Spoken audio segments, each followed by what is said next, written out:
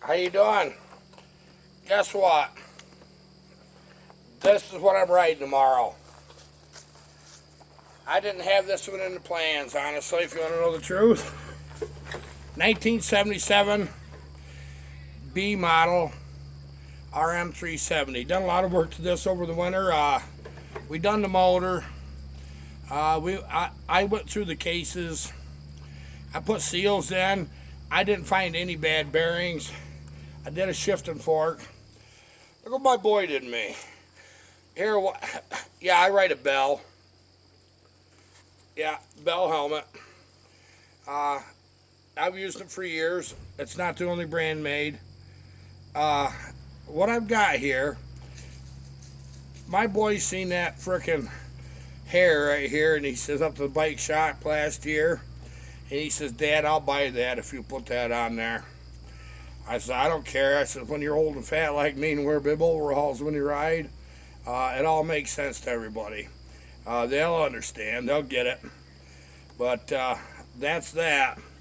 I'll tell you what else we did. Our riding gear back when I used to race motocross, I mean, you had belts and straps and everything attached. And I'll tell you what, quite honestly, you didn't move as good as you liked. Here's what we got now. Fox makes this.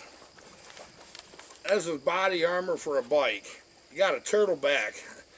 You think, well, gee, why would I use that? You can unzip anything off of this you want, pretty much. That turtleback comes off anyway. And but you land on gravel and you're spinning around on your back, as you will, that'll save you. But it's got the shoulder protection and elbow. I mean, it's got forearm. It's got everything. I'm a chicken. I don't like bleeding. Not a lot. A little's okay. It gets your adrenaline flowing. But that's it right there. I'm pretty religious with this.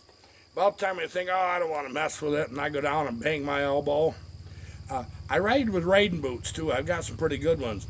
Probably not with this bike. They weren't designed for the modern riding boots. They got a short shifter, too close to the peg. I have a hard enough time shifting these old ones as it is.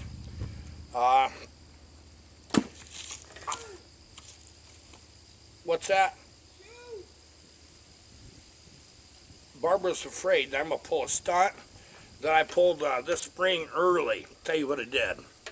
She was hollering at me. She's afraid I was going to start this thing or ride it or something stupid. I rebuilt a 1995 KTM 250. It's an awfully nice bike. And in March, end of March, I was just trying it out, and I was just wearing these old things, and I broke a bone in the top of my foot, and I took the hide off it and everything else. I was supposed to ride this bike right here in vintage, in yeah, super senior class. I didn't make it. I'd like to get one or two practice races in anyway in vintage just to see where I stand. I'm not really that ready for it, you know that, but I'm going to be next year. So I decided not to wear this motor out. This one I bored 210 thousandths, and I got away with it. He wants to visit you guys.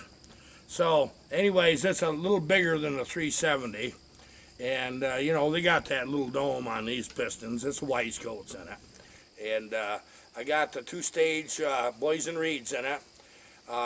These reeds in these are down low in the cylinder. They have a port like a chainsaw, but then when your velocity gets up, them reeds open, and they take off pretty good. These are a riot to ride these old bikes. They don't feel like the monoshocks. They really don't. They're a whole bunch different. Like when you jump these, you want to land your back tire first. Yeah, you do about 4 inches if you can. I don't care if it's 2 foot difference. As long as that front tire don't go down first, boy. These front ends, they kind of dive. This one don't, because we did some work on the forks. You know, you guys that play with these bikes know what you do. And I'll give you a little walk around of this. I know a lot of you haven't seen bikes made this old, but this was full-blown motocross. But here's the deal. This is a tire that it's actually made for extreme mud. But with the type of suspension we have on these, you got 7 inches travel in the front and 4 in the rear. And that's even debatable. Okay, I had this plate made. I wanted this winter sandblast this, polish it, and gun blue it. PFR made that for me out in Arizona. Yeah, and isn't that nice? You can get right to everything. You got no reason you can't reach anything you need to work on.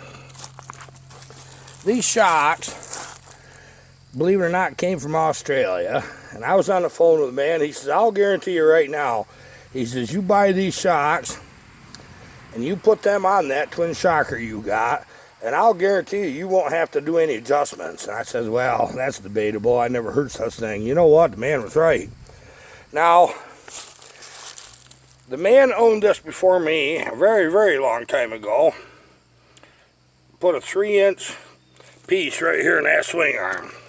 They won't let me ride that vintage. I've got two new swing arms put on this. I got an aluminum one, which is kind of rare. It's actually off of 400, though, about 78. But it'll go right on this. Yeah, drum brakes. We put a new Geomax M3S on, or MX3S is what it is, tire yesterday on the rear. It needed it. That's the stinger that comes with it. Silencer. Yeah, you see, you don't got a lot of room there for your foot, you know, with boots on, and I wear size 14, so you can just imagine. But this is a fun old girl. Ain't they pretty? I ride with a lot of young guys, and they see me pull up with this. You know, of course, got a helmet on, bib overalls. They're wondering what the heck the game is. Well, I'll tell you what the game is. I'm old. I can get away with anything I want to do. You know what I mean? I take my helmet off, and they look at me horrified. First thing they ask me is, dang, old guy, how old are you? I said, 58. Well, these guys are 18 to 24 in there, most of them. Dang, you're older than my dad. My dad's 42, one guy says, and all he does is brag about how awesome he was on dirt bikes, and he just sits on the couch. And he says, I can't do it anymore, son. Too old. You're never too old for this. I'll tell you what you do pick your battles. Don't get in over your head. I'll warn you of that. And I don't.